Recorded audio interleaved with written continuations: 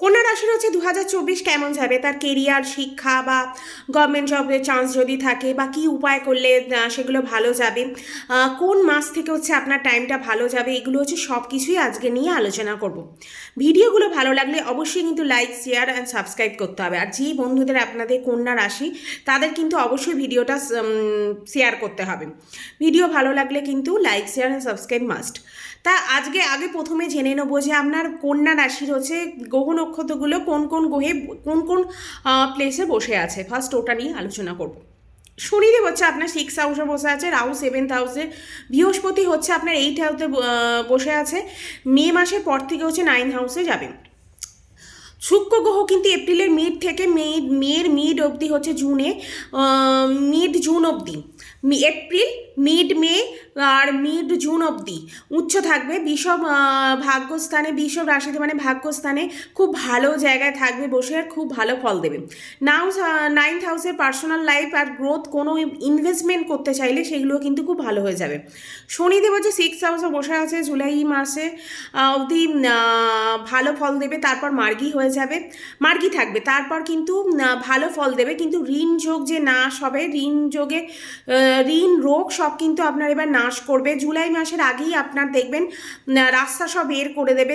কীভাবে দেবগুরু হচ্ছে আপনার ঋণ বা রোগ থেকে মুক্তির সব কিছু কিন্তু উপায় বের করে দেবে। এরপর যেগুলো আপনার সমস্যা আসে, হাড় আর কোমরের কিন্তু খুব প্রবলেম আসবে, দাঁতের প্রবলেমও কিন্তু হতে পারে।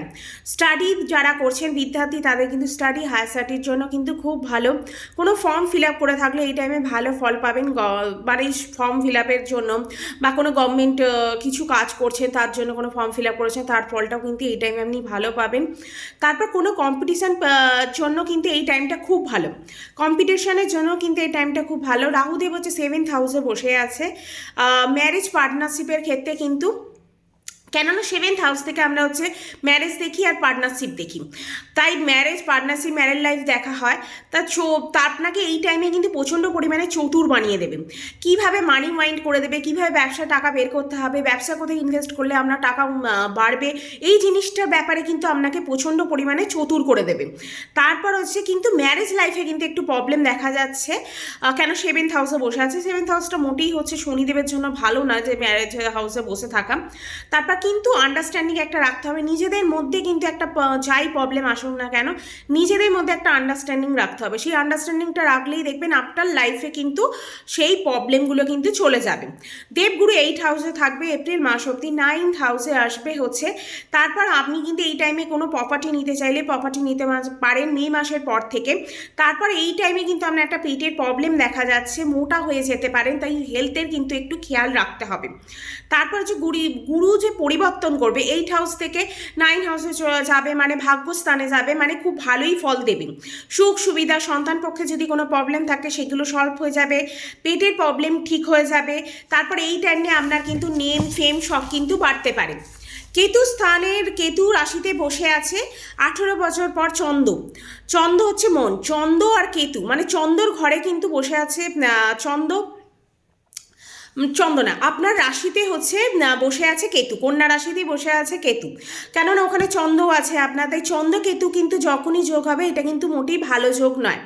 তাই আপনার যেটা ভাববেন সেটা কিন্তু আপনি করবেন না, যেটা করবেন না সেটা কিন্তু, যেটা করবেন সেটা আপনি ভেবে করবেন না। এই জিনিসটা কিন্তু আপনার 2024-এ খুব হতে পারে। কিন্তু যাই হোক, পরবর্তীকালে আপনি কাজটা করে হ্যাপিও হয়ে যাবেন।